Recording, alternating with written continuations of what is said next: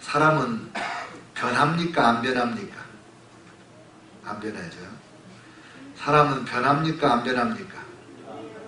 변하죠. 예. 똑같은 질문을 두 번 반복할 때 똑같이 대답하는 사람은 질문자를 모독하는 거예요. 예. 탈무드에 그런 얘기가 나와요. 두 사람이 굴뚝 청소를 했다. 한 사람은 얼굴에 까망이 묻었고 한 사람은 까망이 안 묻었다. 누가 세수를 하겠냐? 그렇게 물어봐요. 누가 세수하겠어요? 생각을 하고 대답을 해야지. 안 묻은 사람이 세수를 해요. 왜? 저 사람이 묻었거든. 나도 묻었겠지. 세수를 하는 거예요. 근데 묻은 사람은 저 사람이 안 묻었네? 나도 안 묻었겠지. 그렇게 생각하고 세수를 안 하는 거예요. 이게 탈무드에 나오는 거예요. 선생님이 랍비가 또 물어봐요. 두 사람이 굴뚝에 들어가서 청소를 했다. 한 사람은 얼굴에 까망이 묻고 한 사람은 까망이 안 묻었다. 누가 세수를 하겠냐? 제가 이미 얘기했어요. 똑같은 답을 하면 질문자를 모독하는 거라고. 거울 보는 사람. 이놈아. 두 놈이 굴뚝에 들어갔으면 둘 다 까망이 묻든지 둘 다 안 묻든지 해야지. 어찌 한 놈만 묻고 한 놈은 안 묻겠냐? 이게 두 번째 질문에 대한 선생님의 답변이에요. 유대인들의 교육법입니다. 생각을 하게 하고 질문에 빨려 들어오지 말고 질문 자체가 객관적인가를 봐라 이거예요. 군대에 있을 때 고참이 쫄면 불러놓고 야 이게 말이야 이렇게 하면 얘가 울겠고 저렇게 하면 저놈이 울겠는데 이렇게 할 수도 없고 저렇게 할 수도 없고 너 같으면 어떻게 하겠냐? 그러면 대부분 사람들은 이렇게 저렇게 중에 하나를 고르는 거예요. 이렇게 하겠냐 저렇게 하겠냐 그렇게 물어봤잖아. 그 대답을 하잖아요. 야 임마 이렇게가 뭐고 저렇게가 뭐야 네가 뭘 안다고 대답이 아니야. 그리고 막 두들겨 펴는 거예요. 질문에 휘둘리면 안 돼요. 질문에 휘둘리면 오늘 제가 이제 이 본문을 보고 질문을 하는 거예요. 상처를 받았다. 저 사람이 나에게 상처를 줬다. 누구 잘못이에요? 상처를 준 사람 잘못입니까? 상처를 받은 사람 잘못입니까? 자, 뭐 요즘에 다 다수결로 하는 세상이니까는 상처를 받은 사람이 잘못이다. 3명 일어나 보세요. 훌륭한 분들 일어나셔야 돼요. 배영상 목사님, 최효식 장로님, 황희정 목사님 3분만 일어났네. 박수. 안 있어요. 상처를 준 사람이 잘못이다. 예, 우리 김인태 장로님. 예. 큰일 났네요. 장로님끼리 답이 어긋났으니 어떻게 하면 좋아. 예. 상처를 받은 사람의 책임이에요. 상처를 받는 사람은요, 범사의 상처를 받아. 여러분 주변 한번 보세요. 상처를 받는 사람은 범사의 상처를 받아. 감기가 지나갔어요. 감기 걸리는 사람은 모든 감기를 다 알아. 그렇죠? 감기하고 똑같아요. 상처받는 것도. 그래서 반응이 중요하다. 내가 어떻게 반응하는가가 어떤 상황, 어떤 자극, 어떤 문제가 왔다는 것보다 더 중요하다 이거예요. 반응이. 이제 서론이 좀 길었는데 이 초대교회에 어떤 문제가 생겼냐면 보통 6월절에 하나님 앞에 제사 지내려고 전 세계에 흩어져 있던 유대인들이 1년 내내 모아둔 그 쌈짓돈을 가지고 예루살렘으로 와요. 그래서 그 돈으로 금쪽 같은 돈으로 짐승을 사서 하나님 앞에 6월절 제사로 바치고 그리고 그 돈을 아껴서 친척이 있으면 친척집에 없으면 여관에 가서 자면서 아주 밥을 조금 먹으면서 전략전략 해가지고 이 6월절을 지내고 그리고 곧장 돌아가는 거예요. 왜냐하면 그때는 비행기 타고 훅 날아가는 때가 아니니까 올 때 벌써 며칠 걸렸죠. 갈 때 또 며칠 걸렸죠. 먼 데서는 한 달, 두 달도 걸리고 그러거든요. 그러니까 그 여행이 길으니까 돈을 전략해서 쓰는 거예요. 아, 근데 이 6월절은 보통 6월절과 달라. 예수님을 십자가에 못 박은 그 6월절이에요.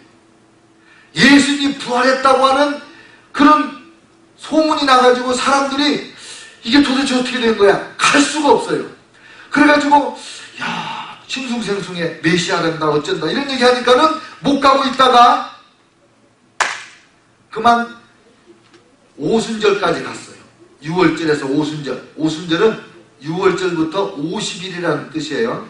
상순, 중순, 하순, 그게 열흘 순자잖아요. 오순, 50일. 사순절이 40일이고 열흘 더 가서 오순절이 왔어요. 그러니까 2달 가까이를 예루살렘에 머물렀어요. 뭐가 문제가 생겼을까요? 돈 떨어졌지. 오순절 성령 강림하니까 그때까지만 해도 야, 내가 그래도 6월절에 왔는데 오순절까지 보고 가야지 열심히 전략을 했는데 아, 그만 오순절에 성령 강림하는 바람에 더 갈 수가 없는 거야. 이제 늘 모여서 기도하고 찬송하고 하나님 말씀 듣고 막 은혜가 충만하고 이러니까 집에 갈 수가 없어요. 그래가지고 뭐 아이고 며칠 금식하지 뭐 이러다 보니까 돈이 똑 떨어져서 그 수많은 유대인들이 고향으로 못 돌아가고 외국에서 이민 생활하다가 은혜 받으러 예배드리러 왔던 분들이 거기 모여서 돈이 다 떨어진 거예요. 이 문제를 어떻게 접근하느냐 이거예요. 이 문제를 해결하려는 자세가 뭐냐 이거예요.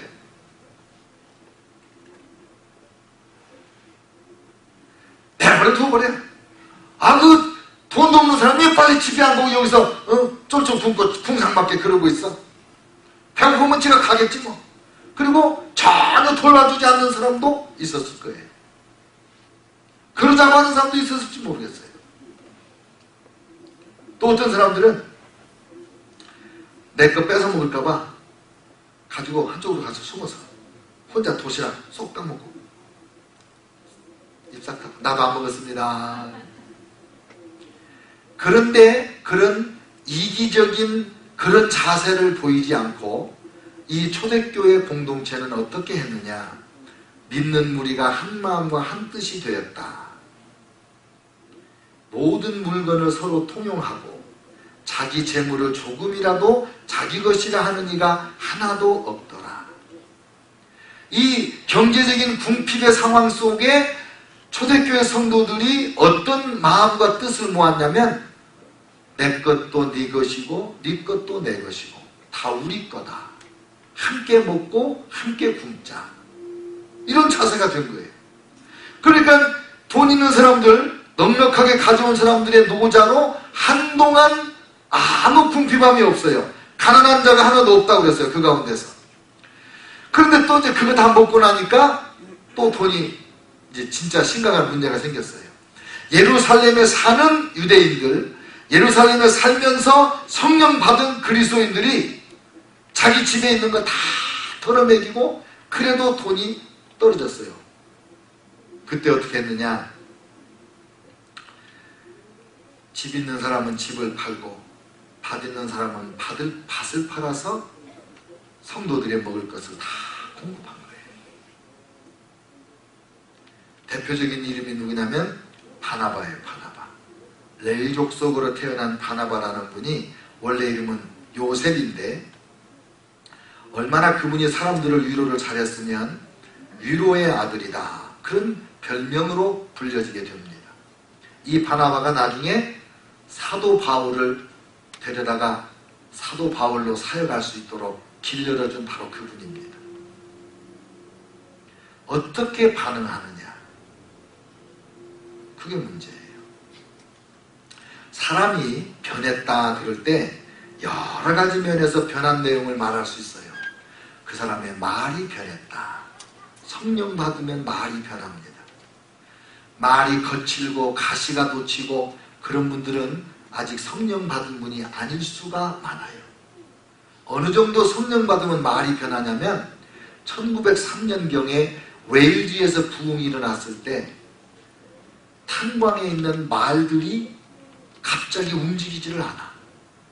탄광에 말들이 움직이지 않으니까 탄을 실어나눌 수가 없어요. 문제가 심각하게 생겼어요. 왜 그런 문제가 생겼느냐?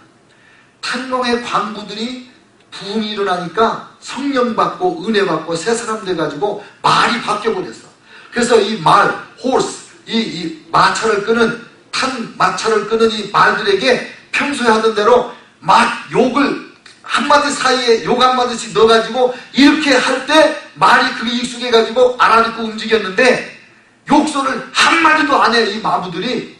그러니까 말들이 못 알아듣는 거야, 이제. 그게 기록에 남아있어요, 실제로. 그러니까 지금 예수님 믿는다고 하면서 하나님의 사람이라고 하면서 거칠고 음란하고 뭐 이런 용어를 쓰는 분은 아직 거듭나지 못한 것이 아닐까. 거의 맞을 것 같아요. 그러니까 교회 언어가 순결하고, 그러니까 성도들의 언어가 품위가 있고 아름답고, 경우에 합당한 말은 아루새긴 은쟁반의 금사과와 같으니라. 제가 진짜 좋아하는 말씀이거든요. 얼마나 말이 아름답게 변해요. 성령 받으면 말이 변해요. 또 성령 받으면 사람들을 소중하게 여깁니다. 사람은 함부로 대하잖아요. 어린아이들조차도, 제가 우리 교육자 회의할 때 아이들 그렇게 말하지 말라고 그래요. 어린이, 청소년, 이렇게 청년 이렇게 말하라고. 왜 아이들이라고 하냐고. 아이라는 말, 그 말은 좀 무시하는 말이고요. 어린이, 젊은이, 늙은이, 이 이자를 붙여서 어린이라는 말을 특별히 만들었어요. 어린이 나를 만드신 방정환 선생님이 만들었다는 그런 기록도 있어요. 어린이, 이 말을 존칭어거든. 그리고 어린이, 여성들을 남성들과 성인들과 똑같은 인격자로 취급하는 그런 인권운동이 누구를 통해서 일어났느냐? 성령 받은 하나님의 사람들에 의해서 일어난 거예요. 흑인들, 백인하고 똑같이, 모든 인종이 다 똑같이 하나님의 백성으로 인권을 인정해주는 운동이 누구에게 일어났느냐? 노예 해방운동이 누구를 통해서 일어났느냐?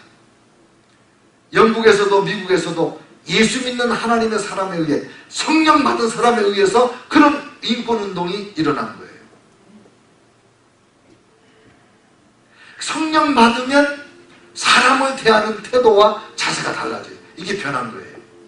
또 성령을 받으면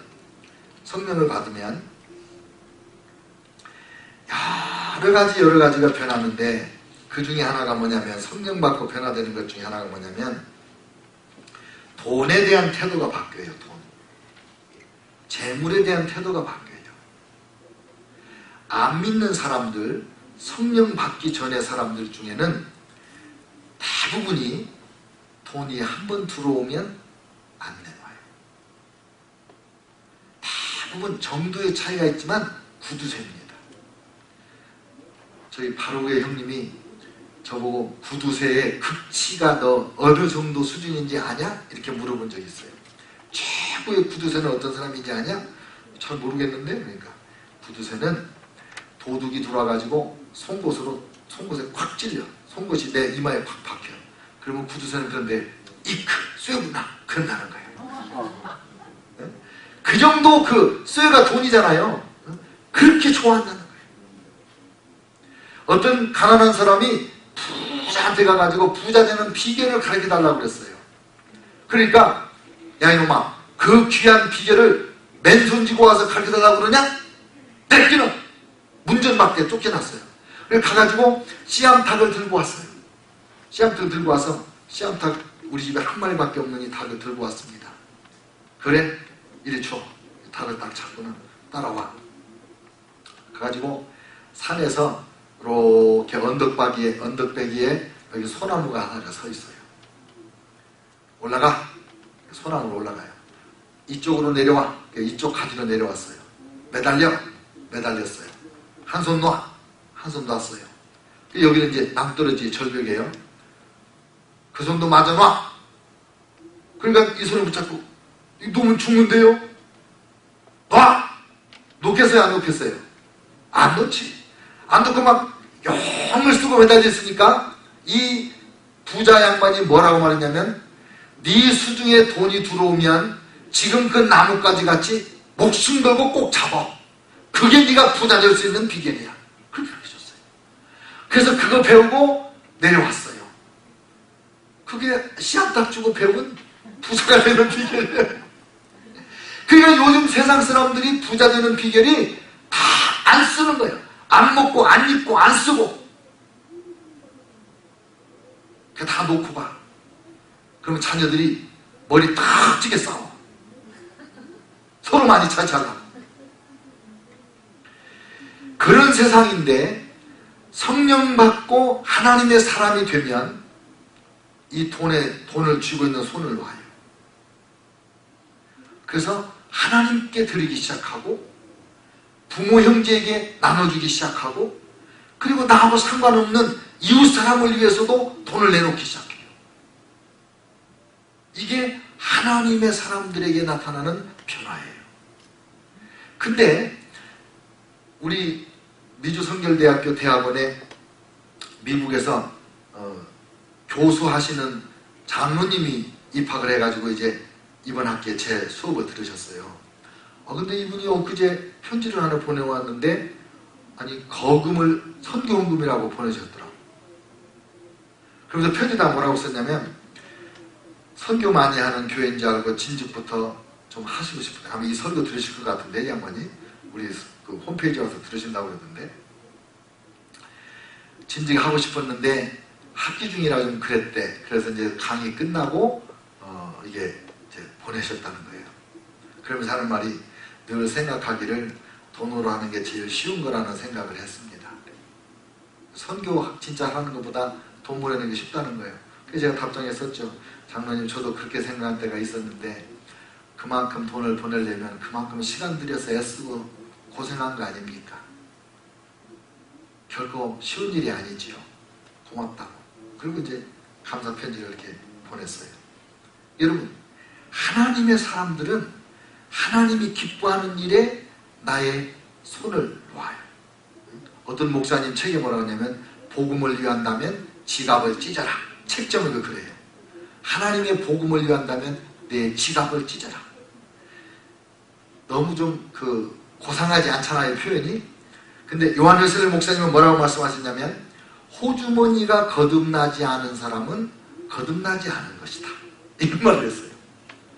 돈에 대한 자세가 우리가 예수 믿고 은혜 받았다고 하는 중요한 증거 중에 하나라는 거예요.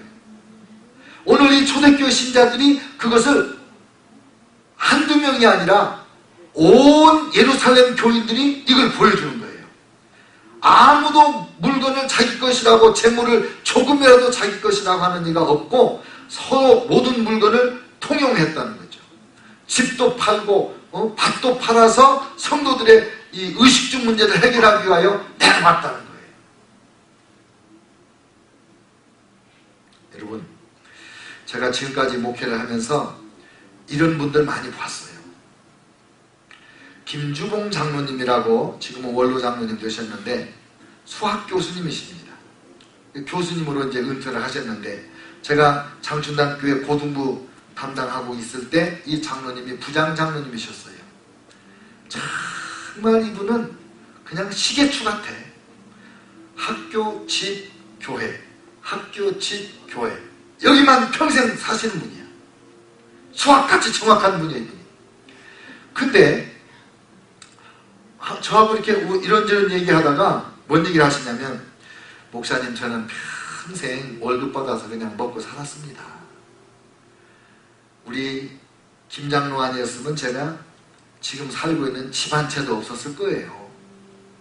근데 선생님, 고등학교 선생님 하다가 대학 교수가 되셨는데 재테크를 자기는 못한다 이거죠.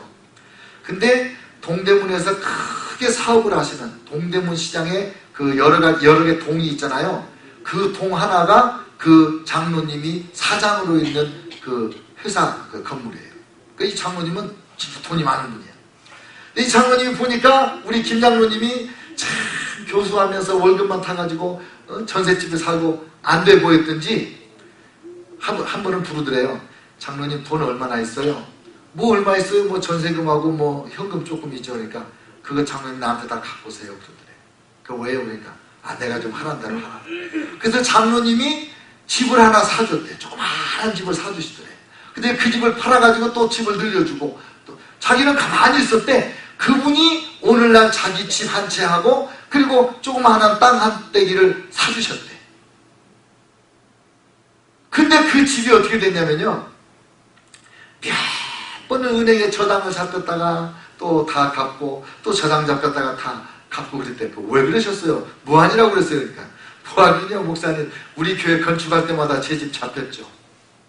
장로님들이 다 자기 집을 저당 잡히고 그리고 거기서 돈 빼다가 건축하고 그리고 이제 교회가 성장하면서 재물이 좀 헌금이 들어오면 그 한 사람 한 사람들이 갚아서 다 그러고 나면 또 교육관 짓고 그러고 나면 또 뭐하고 또 뭐하고 몇 번을 그렇게 하셨다는 거예요.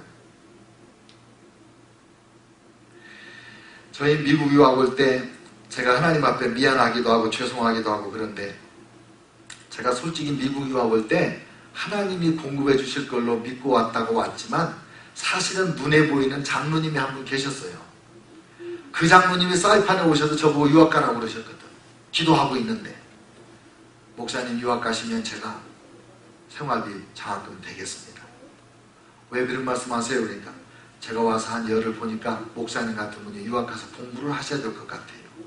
우리 교단의 부총회장도 지내시고 전선회사 크게 하시던 그런 사업가세요. 그래서 제가 사실은 장로님 제가 지금 유학 갈 생각하고 기도하고 있었는데 아무 대책이 없어서 이러고 있었습니다. 제가 안식년 되면 이제 한국 나갔다가 유학을 가겠습니다. 그리고 이제 그분이 200만 원 줘서 그걸로 예비 보태가지고 미국에 왔어요. 근데 제가 미국 오자마자 그 장로님이 부도가 났어요. 그래서 200만 원 처음이자 마지막으로 장학금 받고 끝났어요. 그분하고. 얼마나 미안해하시는지 몰라. 근데 이 장로님은요. 역촌성결교회 박희순 장로님이신데 건축위원장으로 예배당을 잘 쳤어요. 아마 건축원금 전체의 10%인가 20%인가를 장로님 혼자 하셨다고 내가 들었거든요. 근데 건축 마무리할 때 돈이 부족해. 그리고 어떻게 하셨냐면 자기가 그 오래 사시던 그 회장님 저택을 팔아가지고 헌금해버리고 교회 바로 옆에 있는 연립주택 방 2개짜리를 사가지고 그리 이사를 하셨어요. 그래서 건축을 마무리하셨어요. 이런 분들이 우리 한국교회 역사에 수두룩합니다. 여러분 그 한국에 가면 멋진 예배당들 있잖아요. 그 다 그런 헌신자들의 수고로 그렇게 한 겁니다. 우리 교회도 다녀가신 그 이집사님이라고 우리 한국에서 개척할 때 결혼반지, 돌반지 다 싸가지고 왔잖아요. 그래서 제가 돌반지는 팔아서 그 예배당 이전하는데 보탰었지만은 결혼반지는 차마 그건 내가 못 팔겠더라. 그냥 그 결혼반지는 돌려줬어요. 돌려줬더니 몇 달 동안 조금 그 반지 값을 자기들 나중에 헌금을 다 하더라. 이번에도 가서 제가 그 아들, 작은 아들 내적 치유도 해주고 남편 비즈니스 해가지고 건물을 샀더라고요. 그 자기들 공간을. 그래서 제가 가서 또 축복 기도도 해드리고. 정말 하나님 앞에 그 금쪽 같은 돈은 나에게도 귀하고 그에게도 귀하고 다 귀한 거예요. 근데 하나님의 성령에 붙들리면 하나님을 위해서 기꺼이 쓸 수 있는 이런 변화가 일어나는 거예요. 그전에는 나를 위해서 쓰는 재미로 살잖아요. 그래서 뭐 명품도 좋아하고 뭐. 그런데 은혜 받고 나면 더 이상 명품이 나를 위해서 의미가 없다는 거예요. 제가 기도원 가서 집회할 때 은혜 받고 수년 동안 열성 팬이라고 하시면서 저나 우리 집사람 한국 가면 그냥 와서 같이 식사하고 여행도 같이 하고 이런 권사님들 계시는데 근데 저 그래요. 목사님 저는 옛날에 다 해봤어요. 아무 의미 없어요. 이래. 더 이상 명품 쇼핑을 안 하신대. 재미가 없대 이제는. 오직 주님을 위해서만 열심히 헌금하고 수고하고 봉사하고. 성령 받으면 재물에 대한 생각이 바뀌어요. 하나님은 이렇게 재물에 대한 생각이 바뀐 분들에게 믿고 재물을 맡겨주는 거예요. 이 재물이라는 게요, 요사스러운 겁니다. 능력이 안 되는데 많이 받잖아요. 반드시 재물에 치여서 타락을 해요. 심지어 하나님 잃어버려요. 그래서 하나님이 많이 놓고 주실 수가 없는 거예요. 그래서 우리가 은혜 받고 하나님 앞에서 재물에 대한 태도를 확실히 하면 하나님께서 마음껏 주실 것 같아요. 이 초대교회 신자들은 그렇게 했어요. 집도 팔고 밭도 팔고. 근데 더 신기한 건 이런 거예요. 요즘에는 우리 성도들이 교회 예배당 질 때, 땅 살 때, 뭐 교육관 질 때, 뭐 이렇게 이제 헌금을 하잖아요. 뭘 헌금하면 가시게 뭐가 나타나요. 근데 이 초대교회 교인들은 눈에 보이는 집과 밭을 팔아가지고 먹어버려. 먹을 거 없기 때문에 팔았다는 거예요. 여러분, 그래서 문제를 해결하는 자세가 이런 자세로 문제를 봤구나. 그러니까 문제가 오히려 축복이 되는 거예요. 이 먹을 것이 없는 수많은 은혜 받은 외국에서 이민 생활하다가 은혜 받으러 와서 성령 받고 정말 여기서 집에 가지도 못하고 주야로 기도만 하고 하나님 앞에 매달리고 있는 이 백성들을 어떻게 할 것인가가 큰 문제가 생겼는데, 이 문제 때문에 사도들이 골치를 앓고 이런 게 아니라, 성도들이 이 문제 때문에 사분후에 흩어지는 것이 아니라 오히려 더 응집하는 효과가 나타난 거예요. 이 재물을 마음껏 들여서 하나님의 백성 됐다고 하는, 그러니까 형제 자매에 대한 개념도 바뀐 거거든요. 누가 형제고 누가 자매입니까? 예수님을 믿는 그분이 나의 형제고 그분이 나의 자매거든요. 이 변화가 없었으면요, 교회는 예배당 하나도 못 졌을 거예요. 어느 교회나 어느 나라에나 이와 같이 오순절 다락방에서 은혜 받고 그분들 통해서 하루에 5,000명씩 회개하고 은혜 받고, 이런 변화된 사람들 때문에 오히려 문제를 통하여 하나님을 더 깊이 알게 되고, 이런 가로막는 장애물을 통하여 오히려 뛰어넘어서 더 멀리 전진하는 이런 역사가 교회 안에서 끊임없이 있었거든요. 저와 여러분의 삶에 이와 같은 기적이 일어날 줄을 믿습니다. 문제는 문제가 아니에요.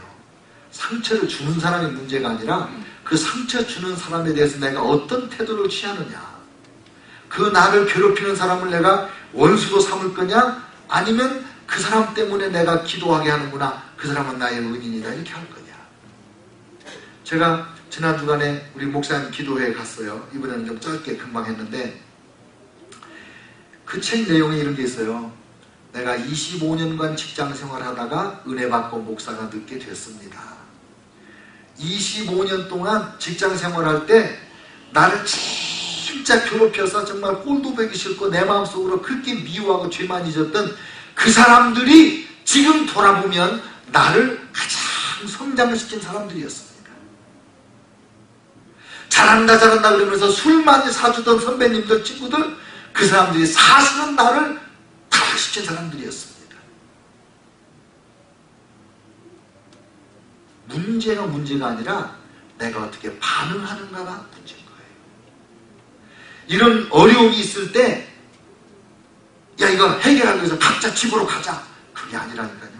서로 내 것을 다 쌈짓돈을 털어놓고 이렇게 해서 해결하니까 하나님의 은혜가 막 더 강력하게 임하고, 더 많은 사람들이 하나님 살아계신 증거를 보고, 사도들은 이런 속에서 근심 걱정 없이 예수의 부활을 증언하면서 더 많은 무리가 은혜를 받게 만들고 큰 권능을 나타내고 이런 사역의 현장을 만들어줄 수가 있었다는 거 아닙니까?